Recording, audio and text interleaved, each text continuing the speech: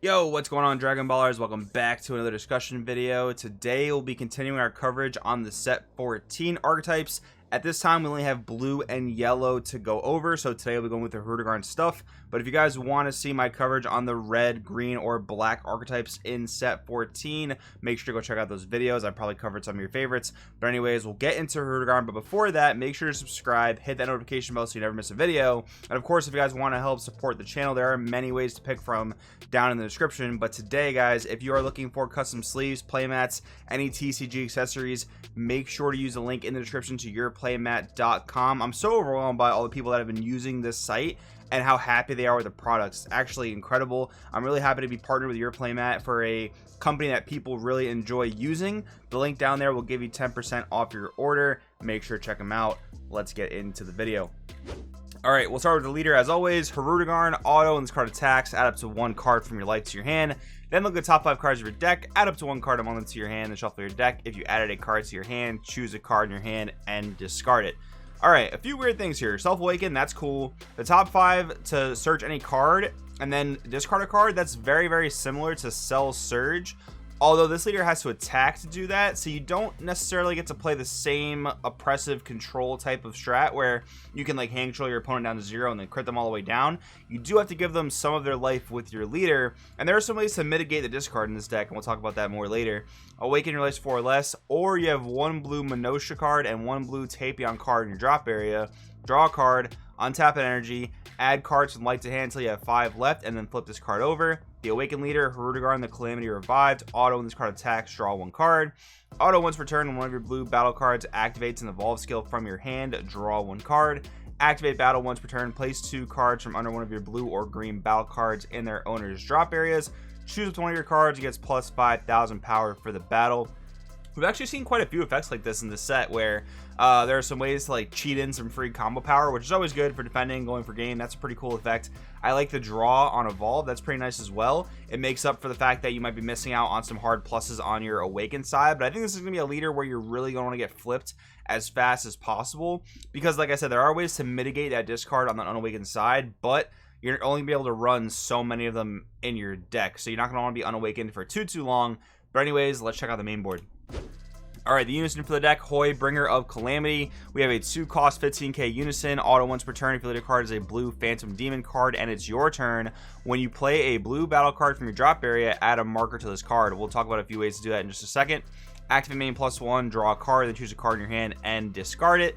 And then -3, activate main, add up to 1 mono blue Phantom Demon card with energy cost of 7 from your drop area to your hand. -3 is like okay, I guess. Like maybe you can recur one of your boss monsters, which we'll see in a bit. But the +1 filtering is nice. And again, same thing as a leader. There are ways to mitigate that discard. We'll talk about in a second. One thing I also want to mention is that you can very well play the old Hoi super combo from set 4 that was meant to be played with Hirudegarn leaders. You can play that card, and it does have some nice synergy with the deck because again, this deck can mitigate discard costs, and that super combo discards a card to draw 2, which is funny because that was like a super combo that was the first of its kind, where now we have a ton of super combos that in this case bottom deck to draw 2 cards. But yeah, pretty cool there. Anyways, Minosha Calamity Challenger. We have a 1-drop blocker, auto limit 1. If your leader card's a blue Phantom Demon card and it's your turn, when this card's placed in your drop area from your hand by one of your blue card skills, play this card from your drop area. So that's one of the ways we're gonna be able to mitigate our discard costs.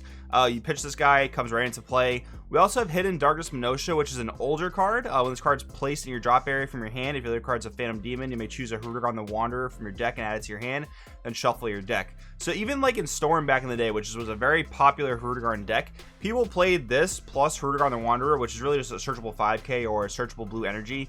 You're not really going to be playing that card down to the board, but people played it just to gain some additional card advantage because the old Hirudegarn leader said pitch a card to draw 2. So by pitching Hidden Darkness Minosha, you kind of turned your leader into a straight up draw 2. So that could be another option to play in the deck if you really want to mitigate those discard costs for a lot of these cards, but fitting those into the deck might be a little bit tough admittedly. But I do think Minosha Calamity Challenger is great because by pitching it you get value of a free blocker. Definitely not bad. Now we'll get into the Hirudegarn chain itself. We have Hirudegarn Catastrophic Comeback, 3-drop, 9k power. Activate main. If your leader card is a blue Phantom Demon card and you choose one of your blue hero cards in your battle area, play this card from your drop area on top of the chosen card. So that's going to be a way to put it into play for free. Activate main Spirit Boost 1, pay a blue. If your leader card is a blue Phantom Demon card and you don't have a Phantom Demon card in play this card from your drop area, then choose one card in your hand and discard it. So that's another way to get it into play. Even though it's a 3 cost, they wanted you to be able to play it for very, very cheap. Activate main limit 1, discard this card from your hand. Look at top 7 cards of your deck, add up to 1 blue Phantom Demon card among them to your hand, then shuffle your deck. So that gives you a little bit of added consistency as well. Also puts it right into the drop area to be played via its own effects. Hirudegarn Catastrophic Combination, we have a 5-drop 15k barrier dual attack. I just gotta say, like, Bandai went through some very meticulous methods of like putting costs on these cards and restrictions on these cards so that you could very specifically play them with certain Hirudegarns and not with others. Like, there are some additional things we'll see in a second that allow you to play certain Hirudegarns, but they, for some reason, did not want you playing specific Hirudegarns, which is just a weird thing I noticed. But anyways, barrier, dual attack, so nice protection. EX Evolve for a blue, Hirudegarn card with a cost of 3, so Catastrophic Comeback. Auto when this card's played, choose one of your opponent's battle cards when it costs of 4 or less and return it to the owner's hand. Yeah, Bandai was doing a really good job of letting blue bottom deck threats, but for some reason in set 14, even the trunk stuff, they just bounce a lot of stuff back to the opponent's hand, which is a little bit weird. But activate main limit 1, pay 2 blue. If your opponent has 4 or more energy, choose up to 1 green Hirudegarn card with energy cost of 6 in your hand and play on top of this card. So that's exactly what I was talking about, how they very weirdly and oddly specifically gone to these lengths to say, okay, you can play these Hirudegarns, but maybe not these super old ones. It's just a little bit weird. But anyways, 7-drop Hirudegarn Calamity Complete, 7-drop 30k. This is essentially the boss monster for this pure strategy. EX Evolve for 2 blues if you have 3 or more energy over a Hirudegarn with the cost of 5, so Catastrophic Combination. Auto for the card's a blue Phantom Demon card. When this card's played, draw 1, then choose up to 1 of your opponent's battle cards and place it at the bottom of the owner's deck. That's great. At the end of the turn, switch this card and up to 1 of your energy to active mode. Odd that it switches itself back to active mode because it's not a blocker or anything like that. It also is a 10k combo, so your odds of being able to combo with it, I mean, I guess your odds are, it's possible, but it's not super likely, but it is a bit strange. Activate main if you have 4 or more energy and you switch and you send 2 hero cards from drop to warp, which we've seen a few heroes already. We'll see a few more in a bit. This card gets triple strike for the turn. They've also done a really good job of making effects like this activate battles instead of activate mains, where if it's at activate battle speed, you can choose to use it after you get negated or not, or blocked or not. I guess this isn't super costly. Like, it's not like it's a discard cost, or it's not like a unison marker cost.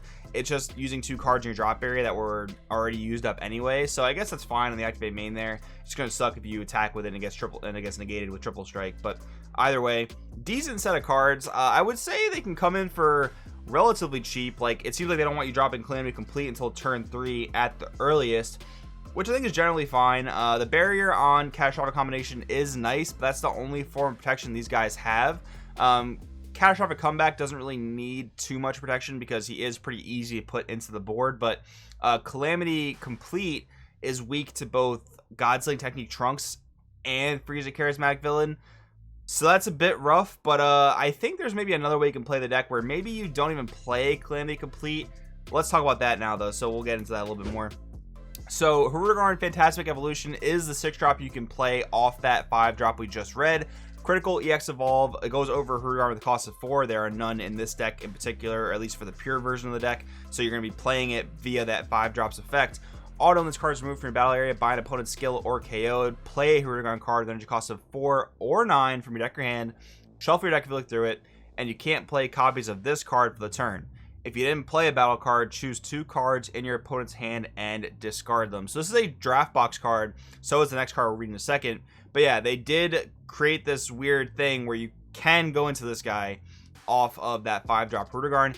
Activate battle, KO this card as a cost, choose 2 of your opponent's battle cards and KO them. So I've always liked this combo a lot, where you can swing in this guy for a 30k critical in the deck he was meant to be played, and you could play him actually as early as turn 2, swing for that critical during your opponent's turn, KO himself, pop 2 of your opponent's battle cards, and then go into a 9-drop, which have different effects we'll read in a second. I think this card is quite good, and probably myself, honestly, when I build Hirudegarn, I'm probably going to go with this direction with the deck, and not so much into the 7-drop that it seems to be intended to be played with. So Hirudegarn the Reoccurring Nightmare. We have a 9-drop 30k blue-green card with unique, blocker, and revive. So The odd thing is you're not gonna be able to make the most out of Revive unless you're able to play a decent amount of blue-green cards. But then again, it is 30k blocker, so it's gonna be pretty rare that it's gonna die by battle. Like if it gets popped by some sort of destruction effect, that's where you might run into a bit of an issue. But it's pretty tough to just pop a straight up 9-drop unless you're playing directly against green. So maybe Revive won't be the most needed skill in the world, but it'll still be nice to be able to resolve it when you need to resolve it. Activate main for green. If your leader card's green or a Phantom Demon card and you choose a card, one Hirudegarn card with energy cost of 4, 6, or 7 in your battle area and KO it. Again, you can't use the 5, which is odd. Play this card from your drop area, and you can't activate the main skill on copies of this card for the turn.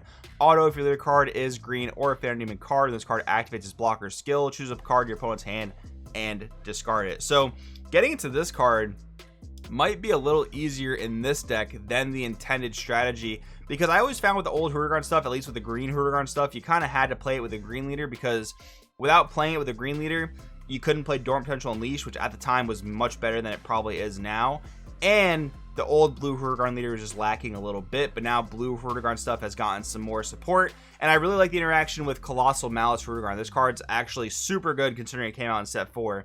Auto, when this card's played, choose up to one of your opponent's battle cards, up to one card from their hand, place them on top of their owner's deck in any order, and then auto, when your opponent attacks with one of their cards, if your leader card's a Phantom Demon, you may send this card and one card from your hand to the to your warp. If you do negate the attack, then play this card from your warp at the start of your next main phase, and that will then again trigger the on play auto.